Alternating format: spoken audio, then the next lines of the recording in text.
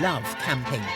What's not to love about camping? Just a little bit of canvas stands between you and the rest of the planet. It's just so peaceful. It's a chance to reconnect with nature. Being in the great outdoors actually makes you feel better. Fresh air. Great for your mental health. And very cheap. And spend quality time with friends and family al fresco. And you get to see those beautiful sunsets and gorgeous sunrises. When these jolly jaunts go right, And it's always an adventure. there'll be happy campers all round. Even thinking about it makes me breathe more deeply.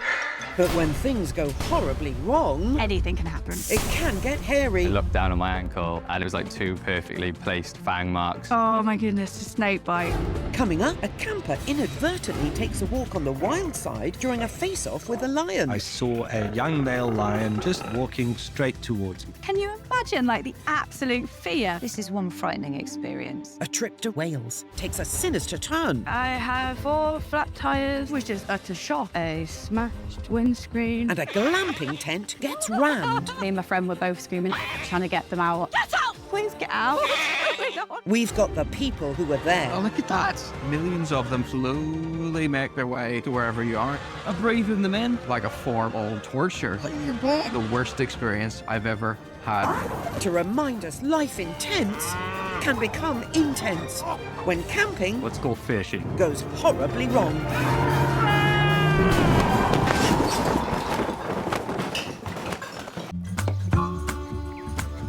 One of the beauties of camping is that it's accessible for almost everyone. All you need is a tent and a sleeping bag, and you should be set. Unless, of course, there's a high wind standing in your way. It's really not the best weather to be pitching a tent when you got like a gale going on. You are going to be in trouble. That tent had a life of its own. The whole thing just looks like a sketch show. Poor guy just doesn't know how to pin it down. I love seeing things like this. It reminds me that I'm not the only idiot. I really felt for him. Yes. And it's not just about keeping your tent pegged down. You also need to make sure all your accessories fit the bill. What's he doing? A 5-year-old could tell you that is not going to fit in there. Rookie error. Hey, I'll put the crop from us anyone it. You'll get it. Even if it had worked, what were you supposed to do? What's that any longer? Sandwich yourself between the airbed? What did I say? No, it was never going to work, was it? You persevere there. What would have happened if he got it in anyway? He would never have been able to make it go flat. I'll film it just to make sure we've come up with better ways. After all that huffing and puffing, you'll have worked up quite an appetite and be ready for some grub. The sizzle of the steak in the fresh air. This idyllic idea that we'll be able to cook all this food in the open air. Sausages look like the perfect camp breakfast. We'd been really, really excited waiting for them sausages. It's just miserable, isn't it? Poor guy.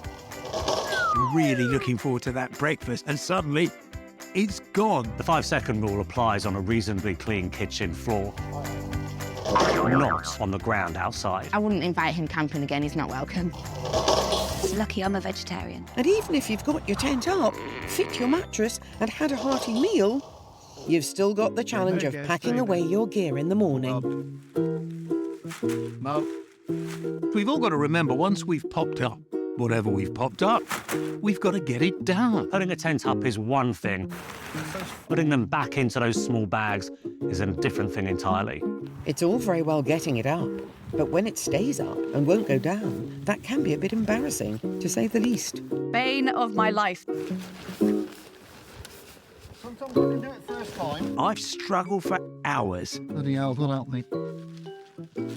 A Rubik's Cube would be easier to solve. Go down your 30-second ones. Ah. They're insane. You could actually just see him losing the will to live.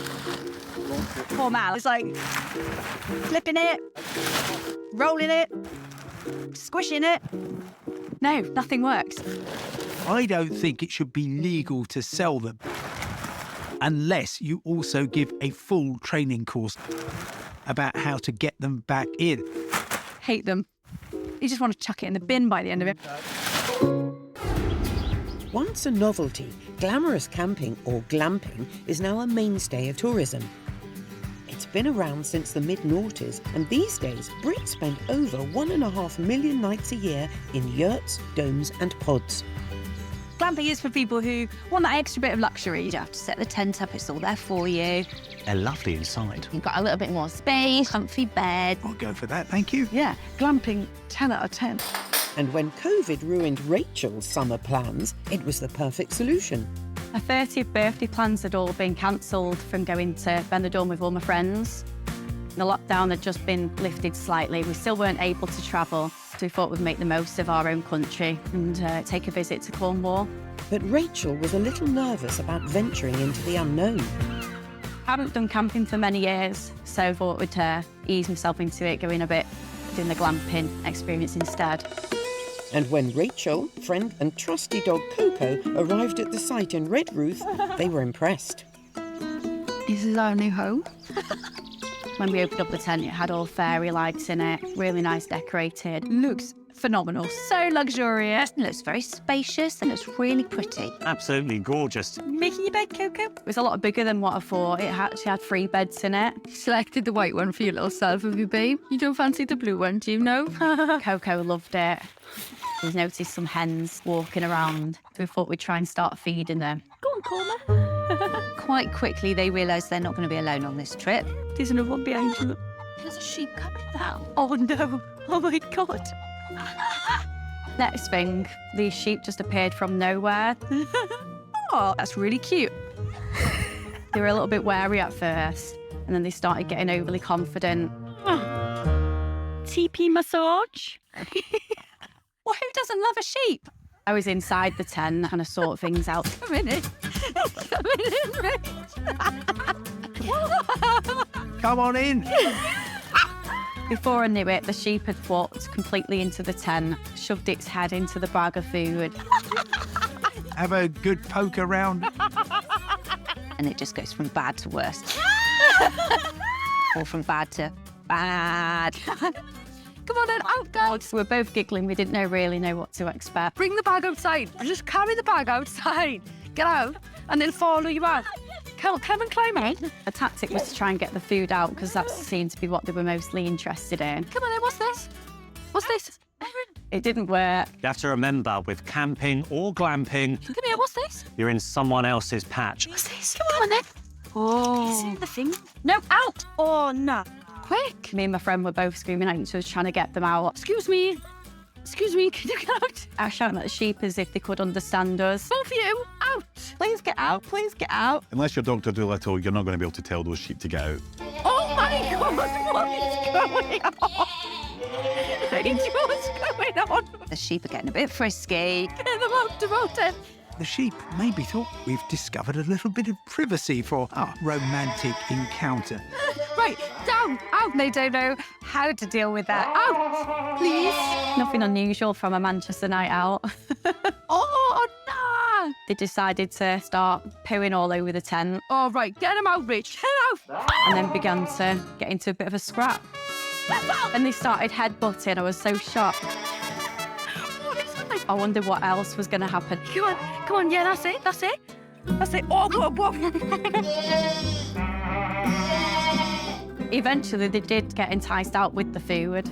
It took a while. They did what they needed to do and then decided to leave. Oh, my God. As soon as the last one left the tent, we ran back in, zipped up the tent fully. When the sheep had left, we decided to sit back and treat ourselves to the Cornish fudge that we'd bought. Oh, my God, my fudge. That is not a chocolate drop. Do not eat that. Oh, nah. I'm just glad that they noticed that it was in the fudge because that could have been a lot worse. It wasn't just the sheep that came flocking after they shared the footage on their social media. We uploaded it that night and we were really shocked when we woke up as to how many people had actually viewed it, rolling and rolling and rolling into hundreds of thousands. They definitely made our experience. I was so hysterical, I literally had tears rolling down my eyes, and it made it worthwhile knowing as to how many other people we made laugh with the video afterwards. People, when they go camping, they want to be close to nature, but there are limits. 1.2 million Brits regularly go camping every year. But we're not the only nation who love guy ropes and ground sheets.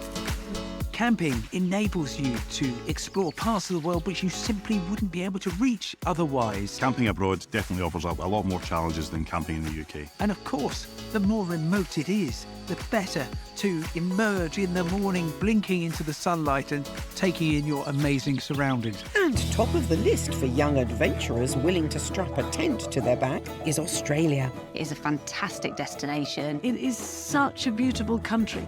It's a chance to escape into nature. The weather is amazing. There are some great places to explore, beautiful beaches, and the wildlife is off the charts. And one couple who were keen to embrace the nomadic lifestyle was social influencers Ben and Georgia, who booked a flight to Australia and started exploring the great outdoors. Went in a cage with great white sharks, an amazing experience. They were huge. We took a kayak out around Morton Island, kayaking with dolphins. At the shipwrecks there, they were pretty cool. We went to Hanging Rock in the Blue Mountains above Sydney. That was an amazing experience. But one of the most memorable places they visited was Fraser Island. Everybody said, you've got to go to Fraser Island. Just the biggest sand island in the world. Fraser Island is absolutely stunning, but the thing is, it's a protected place, so they're very careful about what vehicles can go onto the beach and where you can go. And of course, on Fraser Island, that means you've got to take a 4x4. And take a 4x4 they did. With no guided tours available, they hired a vehicle and took it upon themselves to explore the island and camp out on their own. We were camping on the beach. It was a great spot, somewhere nice to set up the chairs and have some dinner. Nobody around. It was just really peaceful. Got to watch the sunset.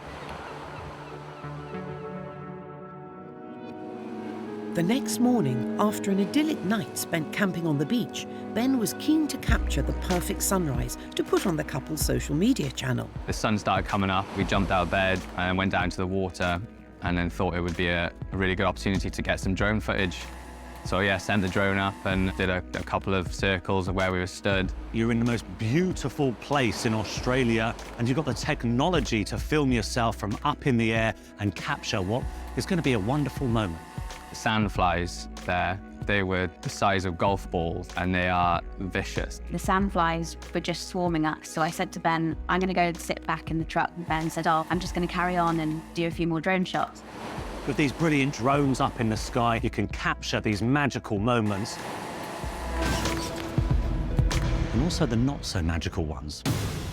But as Ben was filming, disaster struck. Came up to the car and he said, I've crashed the drone. He said it's in that big sand dune behind us, and the sand dune behind us was huge. The drone has a feature on it that beeps until you can find it. So it was, I set that off and it was beeping and I was trying to locate it. Jumped up into the dune and managed to find it and thought, oh, I'd better make my way down. But as Ben, wearing only shorts, made his way back through the long grass, his day was about to take a turn for the worse. That's when I felt like a sort of sharp pain in my ankle. That's the worst nightmare, because what is out there? This is grass in Australia. This is the time to be wearing long socks up to your knees. It doesn't matter what you look like. You just don't know what's lurking there. The snakes, spiders. Loads of critters, mate. You've got to be careful.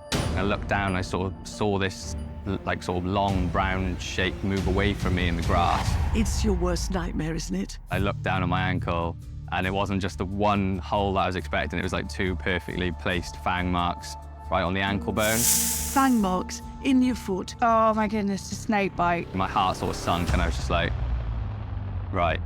And I opened the door and I said to Georgia, I was like, I think I might have just been bitten by a snake. You know you've been bitten. You know you're in Australia where there are some highly venomous snakes. Miles from anywhere. You don't know what snake has bitten you and you don't know how you're going to get help. That's not what you need, is it? My ankle was sort of like pulsating and we jumped on our phones to see what do you do in this situation. No signal. You need to get help and you need to get it quick. It was just really terrifying. They knew they needed help really fast. Panic stations. What do we do? Aware of how serious the situation was, Ben and Georgia had to act fast. I looked like far down the beach and I could see the top of a few tents. So I was like, right, I need to run down there. Luckily, camping a little further down the beach was an Australian family, and the mother, although not an expert, seemed to confirm their worst fears. that it was a snake bite. The lady knew straight away. She said, that's a snake bite. She had the bandages, she had everything prepared to go. So she wrapped Ben's legs up, she marked it. If you get bitten by a snake, speed is of the essence. When they did verify that it was a snake bite, I knew that there was a certain time frame that we had to work with.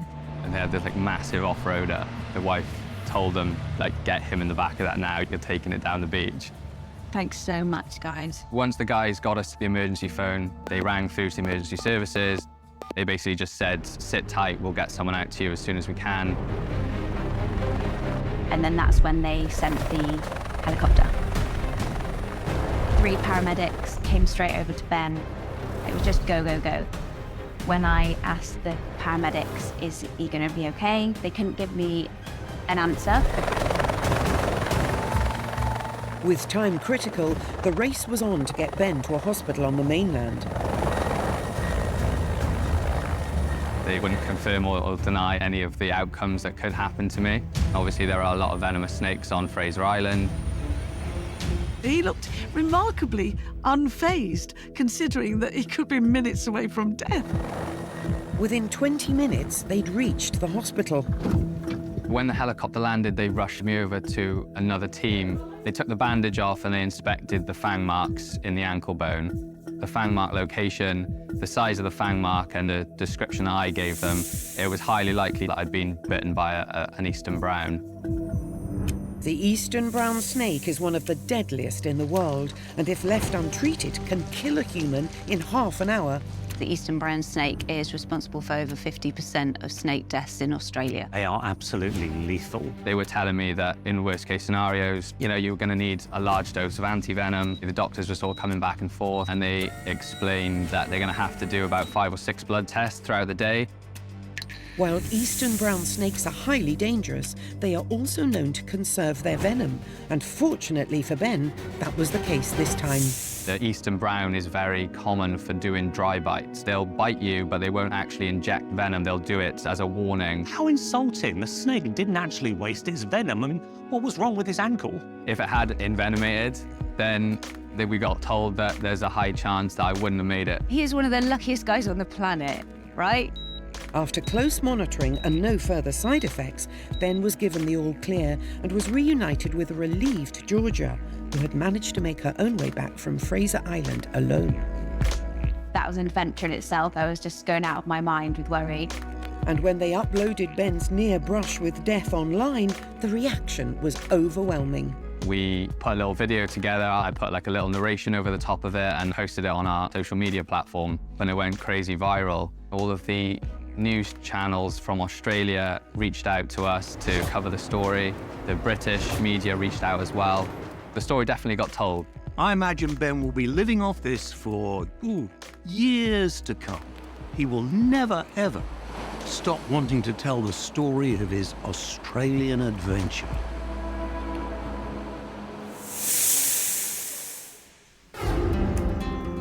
Packing a tent and getting out camping is a great way to bring you closer to nature. It gets you out into the great outdoors. That's what people are looking for. They're looking to have a fun time and enjoy the nature that surrounds them. Of course, we think about camping as being an adventure and something you do for leisure, but actually, in some parts of the world, it's a necessity. It's the only place to stay if you really want to get out there. Such as the wilds of southern Africa, where it takes a certain type of person brave enough to pitch a tent. Someone like wildlife cameraman Robert. I do wildlife filming trips. When I don't have client work lined up, I'll do self-funded trips where I go out, then I film just stock footage, and I hope that I can sell the footage afterwards. Together with brother-in-law Andy, it's the perfect mix of business and pleasure, with the pair setting off on regular camping holidays to film Africa's beasts. When things go right and you find the animals and you get the shot, it's really fantastic. And on one such getaway, Robert and Andy headed to a remote part of Botswana. There was 3 full days of travel to get there. By the time we got to our campsite, it was late. We were knackered. We were totally exhausted. We set up camp as quickly as we could, got to bed as early as possible because we knew we'd have to get up really early the next day so that we could be filming by sunrise. The next morning, we woke up very early. But as they readied themselves for the day, the bleary-eyed pair were in for a shock. We were just making some coffee on the back of the vehicle, and I happened to glance up to my right. And I saw a young male lion about 8 meters away from us, just walking straight towards me. It could have been a really cuddly animal. No, it has to be a lion, the king of the jungle. Can you imagine, like, the absolute fear? Luckily, I'd seen him with enough time. I said to my brother-in-law, Andy, let's get in the car. From the safety of their car, Robert and Andy edged closer to their campsite. We luckily had a GoPro ready on the dashboard, so we picked it up and started filming everything at this point. It was then that we saw the lion coming out of the tent with Andy's pillow. What have you been in there asleep? That would have been the end of you, surely. No? We have a bit of a problem now because the lion is eating Andy's pillow and we can't get out the car. A little bit shaky. Covered in slobber now. Kenai is going to go and get my pillow. But then he returned to the tent. A few minutes later, he reappeared with my sleeping bag. This was absolutely unacceptable. I wasn't prepared to go without a sleeping bag. Oh dear, a lion's come from a sleepover. You just drive a bit closer, maybe? We needed to stop him somehow from going off into the bushes with it. It's not really like you can just shoo the lion out of the tent. It's a bit of a surreal moment, isn't it? Have the pillow, have the sleeping bag, have my credit card, just go. And luckily he dropped the sleeping bag and ran off again. So we drove the vehicle right up to the door of the tent and tried to make as much noise as we could. We were hooting, we were doing everything we could do, flashing our lights at it. It just ignored us. It had no fear of humans or vehicles at all. He was looking for something in there, I don't know. How do they make this lion change its course of action and send it going in the other direction? We blocked the entrance and he eventually sort of moved off. He grabbed one of our camping chairs and ran off with that into the bush. The grass was really long, so we didn't know how far away he was. So we weren't about to get out, go and retrieve the pillow from the bush or anything. So we drove the car close up to the tent, jumped out, zipped up the tent, and drove off to do our morning filming. The pair put their close encounter behind them, only to return after their day's filming to discover the full extent of the damage done by their early morning intruder. Looks like the lion put some holes in our chair. That could have been in your leg. Is Andy's pillow? Andy's pillow, we retrieved it perfectly intact. I hope if I can use this again. Why not? 100%. So, it's just a bit of lion slobber. He did not have a second pillow, so he did have to use that pillow for the rest of the trip. Let's have a look inside the tent. He ripped up a lot of our stuff. My inflatable mattress was destroyed. My bag, it's got a big hole in it. Did a lot of damage. With the lion damaging equipment, it was a costly encounter. And looks like he's also put his teeth into the outside of the tent, which is a bit worrying. It's not very secure, this. This is one frightening experience. This was definitely the closest I've ever been to a lion on foot. And unfortunately, quite a few of the people who camp there, either intentionally or unintentionally, do leave water out that attracts the lions into the campsite. It was just perfectly used to being around humans, and you can tell because it was like, bothered, I'm not going anywhere. When I think back on how this event transpired, we were lucky that one of us wasn't in the tent. After that incident, Andy and I did continue to sleep in the tent. What? There's no way I would have slept in that bed another night. Absolutely no way. I think they are very, very brave. There's a lion, guys, on the loose. What are you doing? While Robert and Andy had had a lucky escape, they'd also had an unforgettable camping trip. I really do hope that this doesn't dissuade people from visiting places like this. I'm still alive, Andy's still alive. We'll definitely go back. You know, lions in campsites are very, very uncommon. Do not stay away because of this.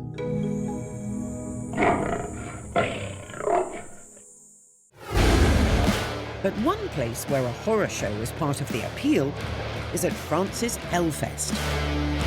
And making his regular pilgrimage from Jerusalem was rocker Raphael. I'm a die-hard metal fan. I love to go to concerts.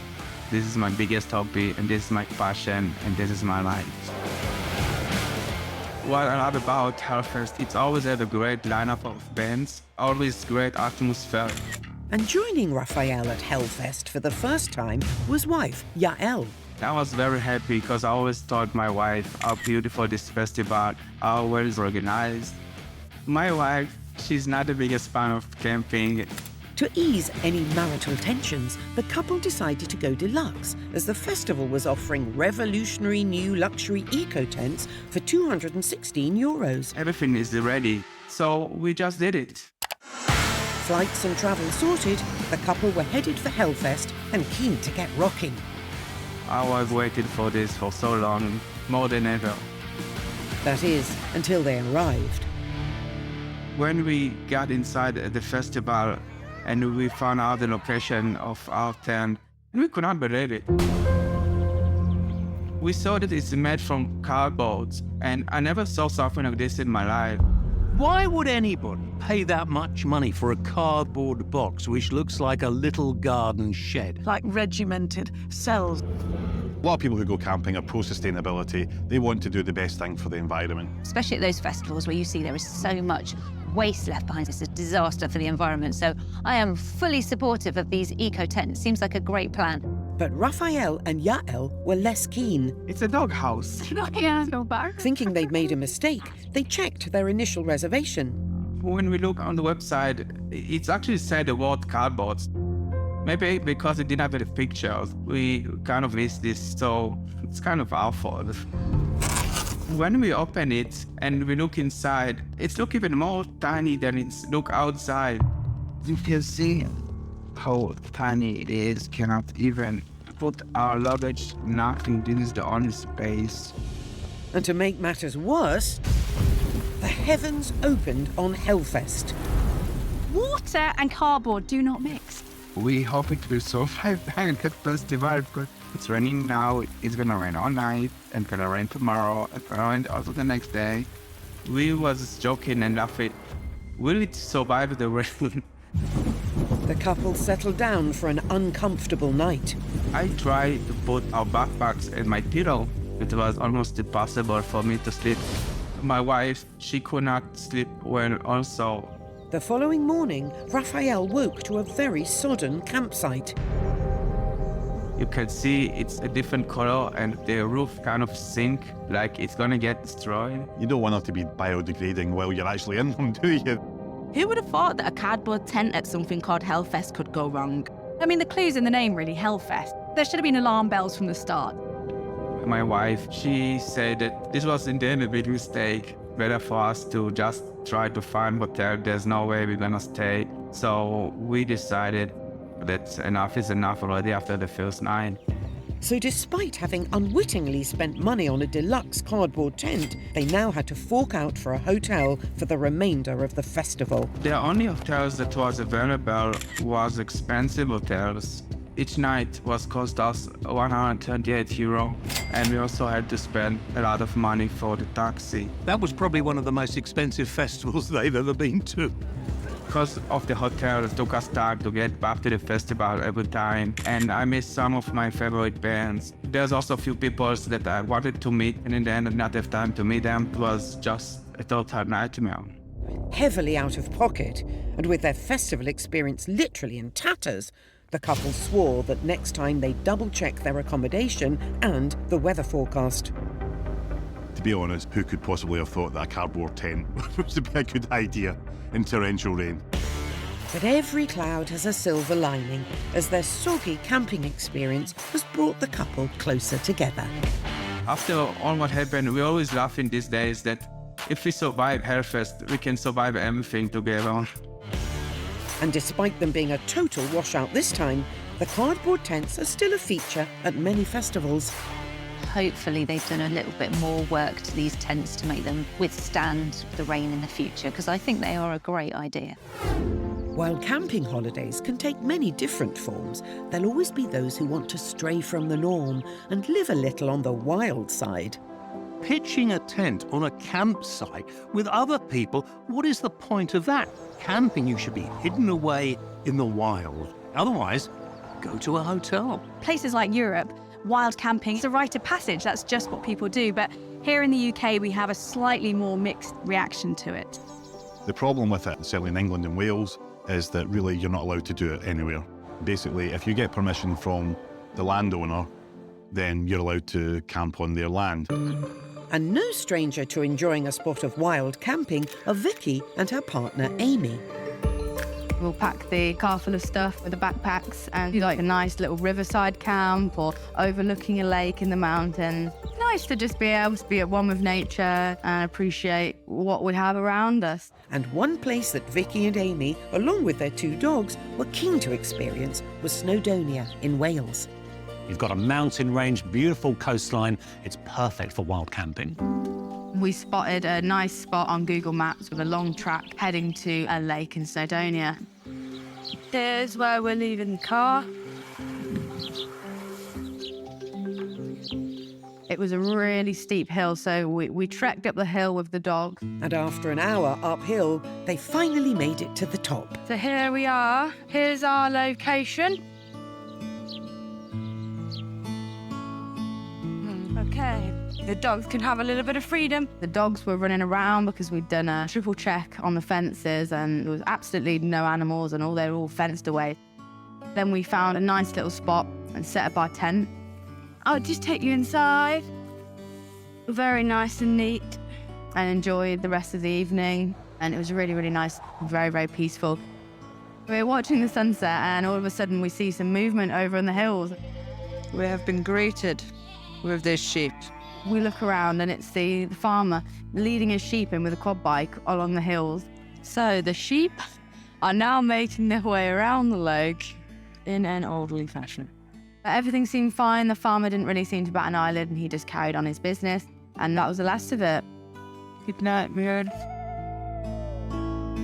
The girls bedded down under a canopy of canvas and stars, but woke to a more ominous sky. When we woke up the next morning, it was a pretty grey day, it was raining. We let the dogs out for a little wee-wee, had some breakfast, and then headed back off down the track. No trace has been left, just the way it should be. What really impressed me was how responsible they were. You know, they really look after the land and don't leave any single trace. These girls do definitely seem to have done everything by the book. We carried on back down to the car, and everything seemed normal, and all of a sudden, I kind of just felt something was a little bit wrong. Like the car seemed different in a way. As I got closer, I could see that the windscreen didn't look right, and the tyres didn't look right. I couldn't really believe my eyes as we got closer to the car. All the tyres had stab marks in them. I have 4 flat tyres and a smashed windscreen. The smashed window, complete with rock inside. This is awful. Find their property has been vandalised. It's an absolute shocker. Just couldn't quite believe it, really. Like, is this really happening? We're in the middle of Snowdonia. We're 2 girls, 2 dogs. We're on a really fast road. It's like an A road. We had barely any phone signal. Got a roof box full of stuff. We're just completely stranded there. That must make you feel terribly unwelcome, not knowing exactly who's done that and why they've done that. They didn't deserve it. They really didn't. You've got these 2 women on their own in the wild with no means of getting home. Eventually, Vicky got some phone signal and immediately called the police. They said, as it had been raining, that they wouldn't be able to get any DNA off the rock. But I did elaborate that the rock was inside the car, but unfortunately, they did not come out to the scene. With the police unable to help, their only hope was that the insurance company would save the day. It's looking like it's going to be bye-bye to the car. It's going to have to get scrapped. I was very angry. We still had, a few nights left, maybe 2 nights left of camping. Sad. It was devastating. I don't know how they stayed so calm. The girls may never know who vandalised their car, which leaves them with a lot of questions and theories. I think the person that did this had a grudge about people wild camping. Somebody will have seen the car and imagined that we were going to leave some mess at the lake. Don't do this. This is childish. If you want them to move, then why would slashing the tyres help them move any quicker? Because now they've got to wait for recovery. They can't move anywhere now. A pickup truck was eventually sent to take the car and the girls to the local recovery garage. It was pretty disheartening having to sit there and wait hours and hours on end until my uncle came and picked us up. The rescue party has arrived. But this wild camping trip that went horribly wrong would leave its mark on them forever. When I think about it, it still annoys me to this day. It still hurts me that I lost the car that I made so many memories in. There's no justification for what is basically wanton vandalism. We don't know who did it, we don't know why they did it, but if it has anything to do with their camping, then it is massively unfair and has left them really upset. If they were wreaking vengeance on wild campers who might leave trails of litter and cans everywhere, they didn't. They were just really respectful. It's the end of an era. Bye, car. When it comes to classic pursuits, camping and fishing have gone hand in hand for centuries. Camping allows you to pursue these fantastic hobbies with wildlife. And it's all about just being in the environment, enjoying nature and winding down. But as with many things, Americans take it to the extreme, with tents mainly used to protect anglers from sub-zero temperatures on frozen lakes. I love the concept of tent fishing. It is so wild, so remote, so exciting. In amongst this freezing cold environment. But being from that part of the world, this camper was used to the weather. My name is Seth. I'm from Grand Rapids, Minnesota. I work as a forester, and when I'm not working, I'm spending most of my time in the outdoors, whether it's fishing or hunting or just photographing wildlife. With Minnesota officially one of the coldest states in the US, things can get a little chilly.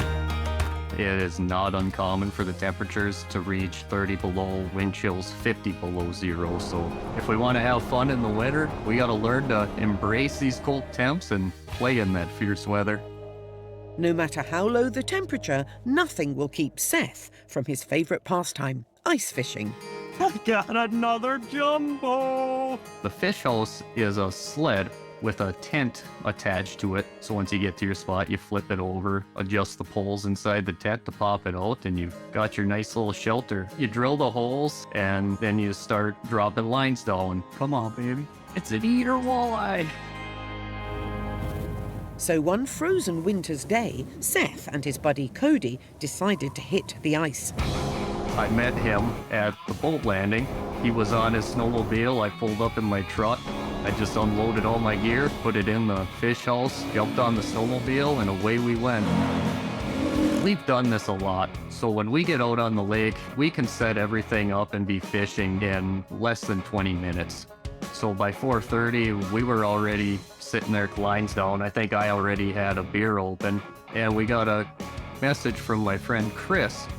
He had decided that he wanted to come out and join us in the fish house. Yeah, the more the merrier. Another guy to help me drink the beer. Cody was going to jump on the snowmobile and meet him at a nearby boat landing, pick him up and bring him out to the fish house. It looks so relaxing. Seth's got his fishing rod. He's got his little hat on. He's under his little tent. Things are looking good. He's comfy. I heard Cody start the snowmobile. Nothing unusual there. And then I felt the hull start to move. I knew there was a big problem. What has happened?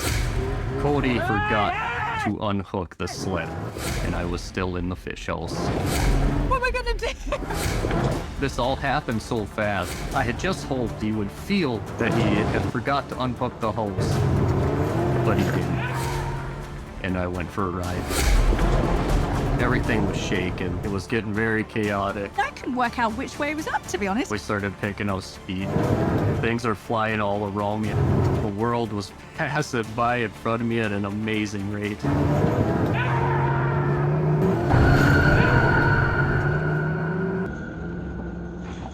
It looks like a Tom Cruise stunt. I just saw him jump. Nope, this was actually for real. I could have died if things went really wrong in that moment. I leapt from the sled, I tumbled to the ice, and I look up, and I see Cody still driving away. He finally stopped the snowmobile. He saw me standing on the ice, a ways behind him with my arms in the air. While Seth had had the close call, his friend Cody was also left reeling. He seemed about as shook about the whole thing as I was, so it was hard for me to stay angry at him at that point. I decided I was finally gonna put my first YouTube video together and get it out there. Talk about doing something dramatic to get noticed. I cannot believe how it blew up. My first YouTube video has gotten over 2.5 million views. He's peaked. And it wasn't long before all was forgiven between the two lifelong fishing buddies. Something like this, it's not really gonna come between us. It'll make for some good jokes going down the line. Well, I'm just in here picking up the pieces after that. I was so relieved that he was okay, because then I didn't feel quite so bad about laughing. Who's really got him hook, line and sinker. That evening, we did not catch any fish, but we were able to catch a nice buzz after everything that happened.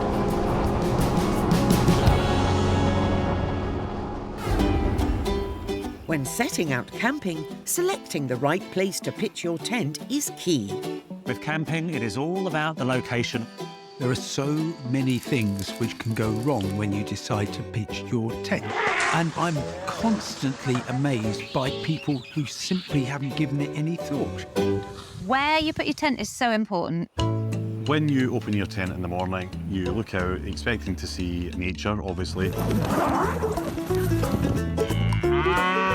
What you don't expect to see is a herd of cows staring straight back at you. They are surrounded. Low. Talk about a view in the morning. It's like, who's that mooing? What an unusual alarm clock, those cowbells. Pitching a tent in a cow field is one thing, but these campers in Thailand went one step further by actually setting up their tent in a cow shed. Inside a cow shed? Probably not such a good idea. It wouldn't be my first choice to camp. It must have honked a bit as well. But the smell is the least of their worries. Cows having a fight meters from your head while you're sleeping is not something you were planned for. Those cows, they were really going for it. This poor guy waking up to these cows butting heads and then nearly getting trampled on. He is literally in the middle of this cattle battle. I just love how he gets out and leaves his mate behind. He's like, see ya, bye. I just can't piece together the train of thought that persuades anybody to put up a tent somewhere where very clearly there are large livestock roaming around. Not an ideal place to camp. I don't think he'll be sleeping there again. And finally, some overly adventurous campers actually go out of their way to seek out the craziest campsites, like Chris. I don't think I'd say I'm an adrenaline junkie. I just tend to do a lot of extreme things. Chasing these huge expeditions takes you to the most amazing campsites across the world. And whilst adventure travelling on Vanuatu in the South Pacific, Chris found a volcano that he just had to explore. Camping in a volcano. With lava doing this all around you. That has to be the #1 dangerous camping exercise. Volcanoes are very temperamental places and difficult places to operate. Small tremors to large earthquakes, acid rain, storms, toxic gases, potential landslips, and then obviously the actual pit of lava at the very depths. It's pretty mean. It is the perfect death concoction. Some areas we have to put on a heat suit, and if you ever want to feel like a jacket potato, that is the thing to wear. It is absolutely heinous. Within minutes, you are sweating buckets. I mean, Chris, come on. There's like a hot night out and then there's a hot night out. It was one of the craziest eruptions that I've ever seen. It's like sitting around a campfire times a million. Visually spectacular, but a death wish. And when you're sat in the world's biggest campfire, why bring a stove? So tonight, for dinner, I've got backcountry cooked on the volcano. These fumaroles are up to 300 degrees Celsius. Great to cook your dinner on. What a magical place. To then cook your dinner in the volcano. I hope they pay him an awful lot for his research. That's all I can say. But for Chris, the benefits outweighed the risks. To spend the night when there's no external light and you just have the glow of this lava lake to light up the walls. Yeah, it's something really special. He was risking life and limb in that situation, and you just think, there are better ways for kicks. Chris, try a sauna, please. Remember, kids, don't try this at home.